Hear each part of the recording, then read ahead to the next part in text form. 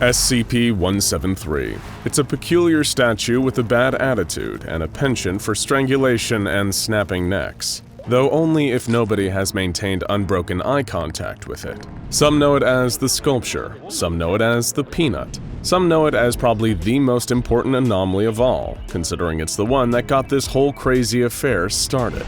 But today we're here to ask an important question. Do any of us really know it at all? After all, its original file is hardly comprehensive. You might even venture to say it's one of the most enigmatic SCPs out there, despite its popularity. But today, we're taking a dive beneath the concrete, rebar, and Krylon brand spray paint to give you the real inside scoop on SCP-173. We've broken into the SCP Foundation archive and found 10 different important files on this infamous vertebrate vandal, and we're going to explore each and every one of them with you today.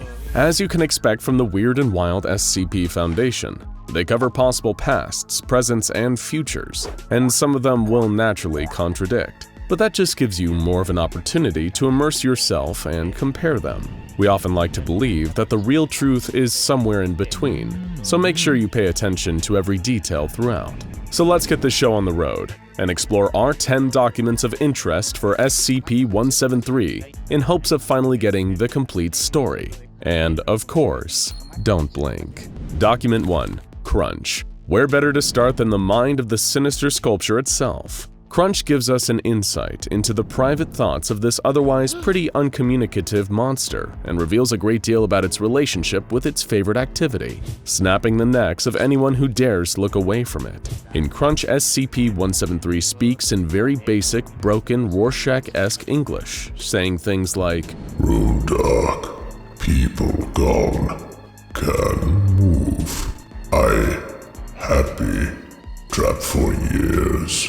Kept by a man for research, left alone in room, left to scratch at walls, left to rot and die unless needed, specimen for research, trapped by self, never seen by others, never spoken, listen but never speak, see but never seen, made of rock when others come, free when they not look, prisoner when they look back. I hate." SCP-173 hates and resents its captors for keeping it confined. In its own mind, Crunch, how it refers to the snapping of its victim's neck, is the only thing that gives its life a sense of meaning. It will continue to crunch for as long as it's contained, because thanks to the SCP Foundation, crunch is all it has left these days. Document 2. How 173 got to Site-19. This semi-origin story is one that the fans of this channel will be familiar with. While it doesn't give us any insight into why this nasty pile of concrete actually exists, it does inform us why it's currently our problem. SCP-173 isn't actually an anomaly native to our universe. However, its native dimension was destroyed by the beast trapped in SCP-2317, the Devourer of Worlds. As is standard procedure for a universe about to experience an XK Class end-of-the-world scenario, the Foundation's Department of Extra-Dimensional Affairs swooped in and collected all the valuable anomalies before the world went down the tube. One of these was, of course, SCP-173, which was vacated to Site-19 in our dimension in 1993. Do you think we would have been better off if we just left him for the Devourer of Worlds to take care of? Let us know what you think about that down in the comments. Document 3. The Black Moon. Sometimes you can be your own worst enemy. If the file on SCP-001, the Black Moon, is to be believed, the SCP Foundation may actually be behind the creation of this ornery objet d'art. Though in the Foundation's defense, it was in service of potentially fighting off a far more deadly foe, the ominous extra-dimensional being known only as the Black Moon. One attempt to stop the Black Moon from destroying the universe was known as the Key Project, which involved creating a number of items linked to the Black Moon via conceptual engineering that would hopefully nullify its effects. The objects needed the following qualities: an inability to act while under observation, a hostility towards human life, and the capacity to end conscious life if given the opportunity. Those 3 descriptions fit SCP-173 to a T, and it was considered the project's greatest success. However, it sadly wasn't enough to actually stop the horrific rampage of the Black Moon. The researcher managing the case, Dr. Moto, was so ashamed by the failure that he willingly entered SCP-173's containment chamber and got his neck snapped in the process. Document 4. Conclusions regarding D-173-2263 incident. This document finds its origins in the video analysis of a Foundation researcher with an incredibly powerful name, Dr. Delano Smasher. Dr. Smasher had closely observed video footage of SCP-173 killing several members of D-Class personnel and began formulating a new theory about how 173 actually killed its victims. Dr. Smasher theorized, after all, that something with arms as short as SCP-173 and no opposable digits would have trouble effectively strangling or snapping human necks. According to Dr. Smasher's observations, SCP-173 doesn't actually make any physical contact with its victims. Instead, the victims feel oddly compelled to look at the creature if ever nothing is looking at it. Their eyes will snap open, and their heads will twist at any angle they need to in order to look at the creature in the eyes. It's the sheer force of this sudden change that often leads to snapping necks and bruised faces for the victims, not the sculpture itself physically causing the damage. If Dr. Smasher is to be believed, the sculpture is deadly purely because it simply demands to be looked at by somebody at all times. Document 5. Anniversary. This brings us nicely to our next document, Anniversary, positing a different theory for the mysterious creation of SCP-173. This comes from the perspective of said possible creator, an anomalous entity that we'll call the Artist. Much like the unfortunate Dr. Moto, the Artist, an intelligent being that can seemingly become invisible and intangible at will, considered SCP-173 to be its finest creation. It viewed SCP-173 as a perfect representation of humanity. It does nothing but bleed and defecate, and if anyone refuses to pay attention to it, it kills them. It was a perfect symbol of the Artist's contempt for humanity. It even easily snuck into Site-19 to visit SCP-173 on the anniversary of its creation, and found the Foundation's lack of appreciation for this fine creation. As an act of revenge for keeping his creation locked up and out of sight for so long, he gave the sculpture permission just once to kill someone who looked away, even if others were still looking at it. For SCP-173, this would be considered a wonderful little treat. Document 6. Her Masterpiece. This next document, known as Her Masterpiece, suggests that SCP-173 was created by a very different kind of artist. While this potential creator of SCP-173 was somehow able to produce an anomaly, she was not anomalous herself, just motivated by rage and revenge. She'd been pregnant in the past, but lost the baby due to the actions of a man whom she considered her greatest enemy. She vowed to make art from his demise. The woman murdered her enemy with a baseball bat before using concrete and rebar to build SCP-173 around him, almost as a way to mock her fallen foe. However, like something out of a horror movie, this act of murderous creation somehow imbued SCP-173 with life. When this spiteful artist had eventually finished the creation and started to walk away, it claimed her as its first victim. The last thing she remembered hearing was the sound of concrete scraping against the ground, and then a nasty crunch before everything went dark. Document 7. Regarding the statue. From one tragedy to another. The document regarding the statue shows the journey of researcher Marcus Silburn from idealistic young employee to full-on mental breakdown after trying and failing to gain control of SCP-173.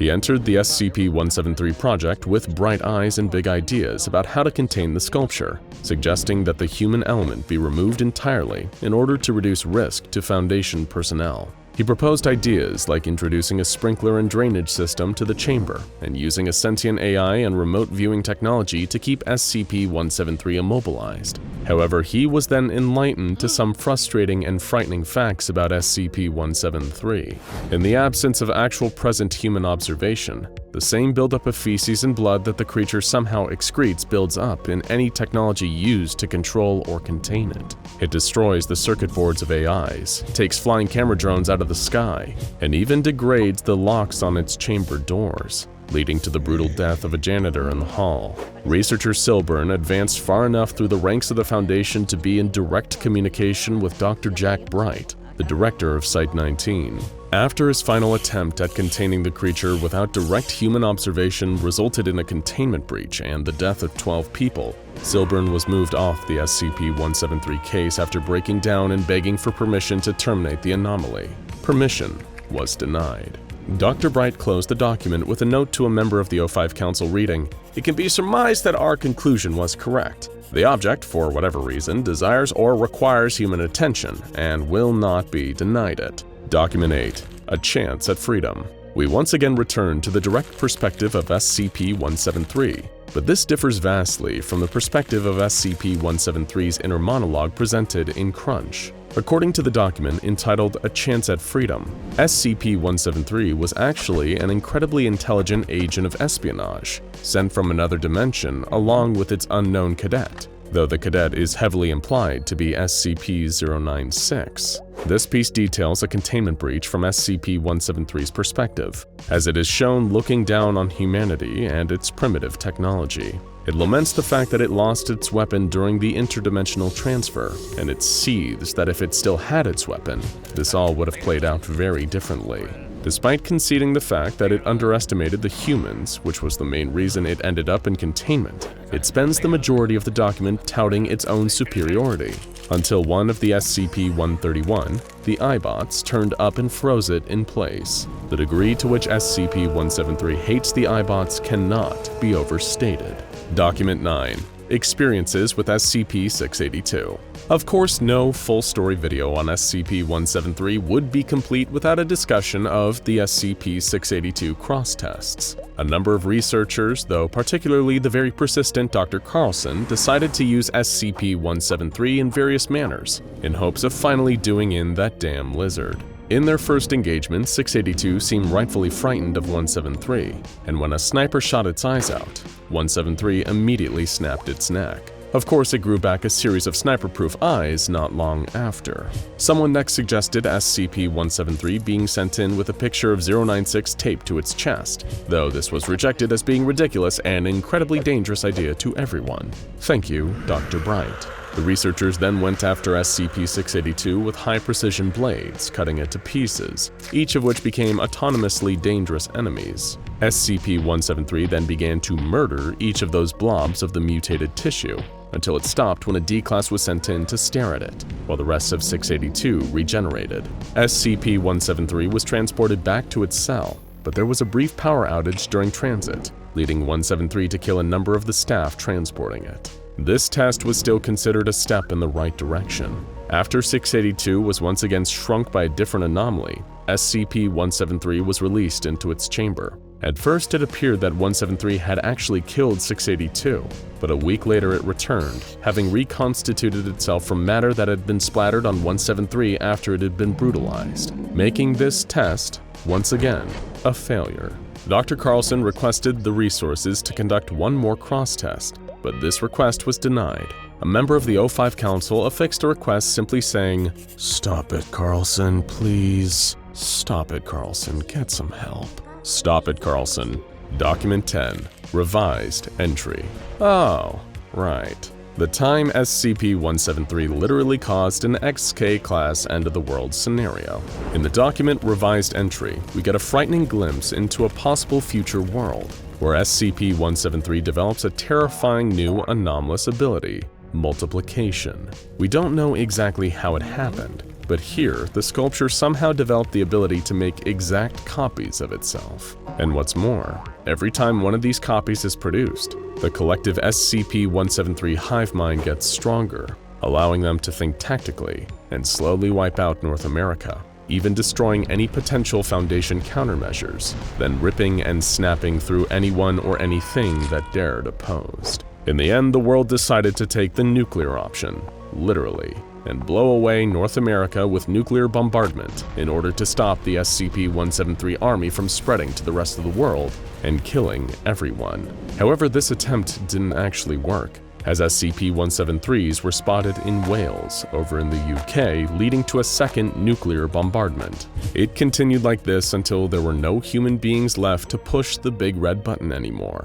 and only the endless legions of SCP-173 remained. There is one bright side to this otherwise pretty bleak situation, though. A group of around 150 SCP-173s ganged up on SCP-682 and tore it to shreds. Somewhere out there, Dr. Carlson is probably smiling.